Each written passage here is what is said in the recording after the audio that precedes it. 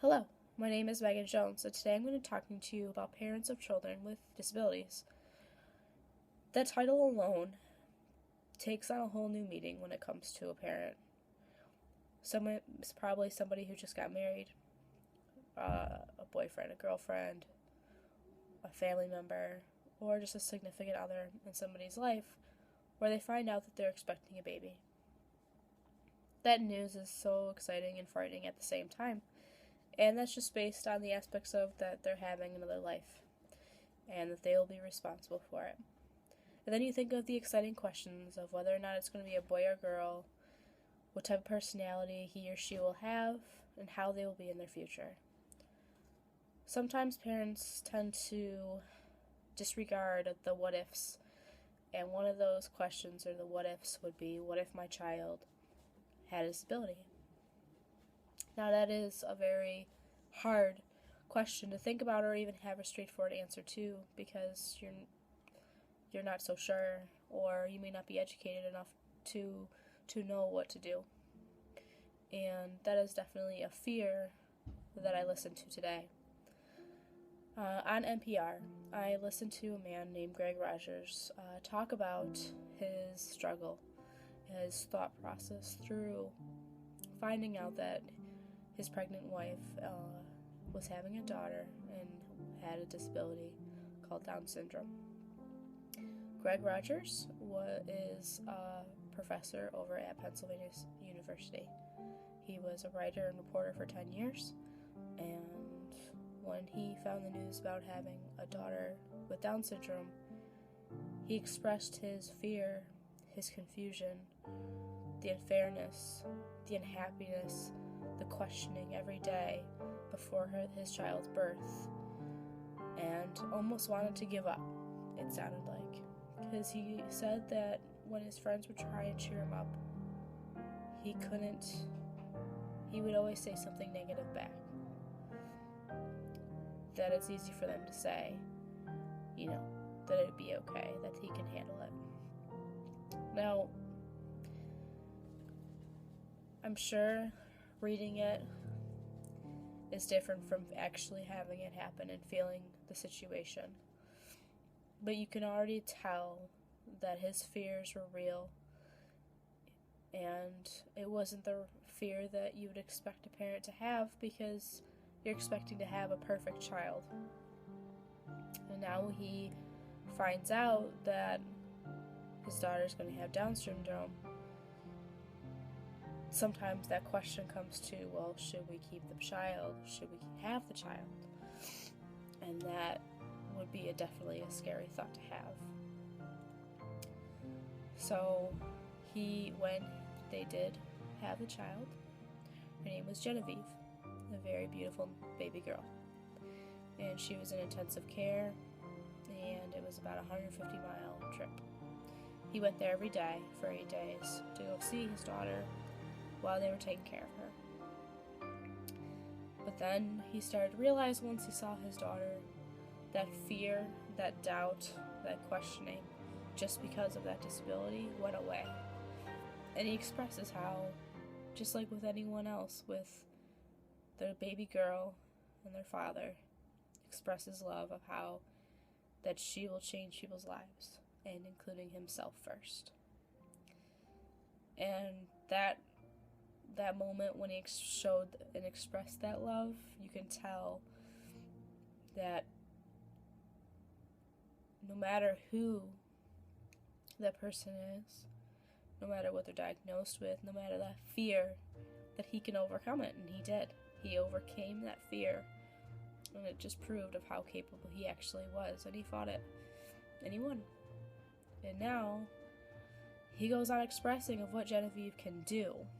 It doesn't express the negativity of a disability. It describes Genevieve as being a strong little girl, learning how to sign, of knowing what her wants and needs were, able to talk, say sentences, able to go around to preschool for 3 days a week and start her life. There will be struggles, of course, but it goes on saying that he was able to overcome that fear and that negativity and that doubt overhearing about his unborn child having a disability, to seeing Genevieve grow and understand that they can also overcome that and fight through it. And Genevieve is just another child that is waiting for their future. So, as I talk about this, it changes a lot, I guess, on how I feel or how I see parents. And what I mean by that is, I've always wanted kids. One day I hope to have one. But working with children, of course, to everybody, probably in this class, or who is listening to this blog, knows that every child has a unique capability. Every child has a wonderful personality. Some are harder than others to get through, but it's worth working through a child, meeting them to their level, and finding a way through to show that you care, that they're not alone, and that they can overcome their difficulties. And one of the questions that I have here says, how would these reflections and the countless stories that one might have heard impact you, myself, a current or future professional, in your interaction with a parent? I guess my answer to that would be that I would keep a very open mind towards parents with children with disabilities. When I was a respite worker at my job called Autism Services Incorporated, you worked with the parents and their child who had ASD, and you'd work with them on a schedule and work with their child. Just for the few hours that you work with their child, you just get a taste or a glimpse of what the parents might experience. But to go through every day with their child, probably a lot different than what you would expect from a regular child and family. So what I mean by an open mind, I mean that there's a lot that parents go through with a regular, quote-unquote, regular child who may not have a disability, may not have problems.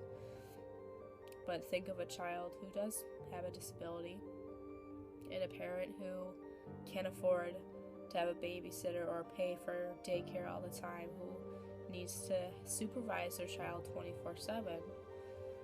It's a lot more work, and there's a lot more to overcome through obstacles to reach their milestones, to continue on with schooling in a different aspect. So I guess my interaction with a parent would be to keep an open mind for their child, make sure to talk to them about their needs, but to use their strengths also, not point out or not use the label as such, that there's more to a child by who they actually are and not by what they're labeled as.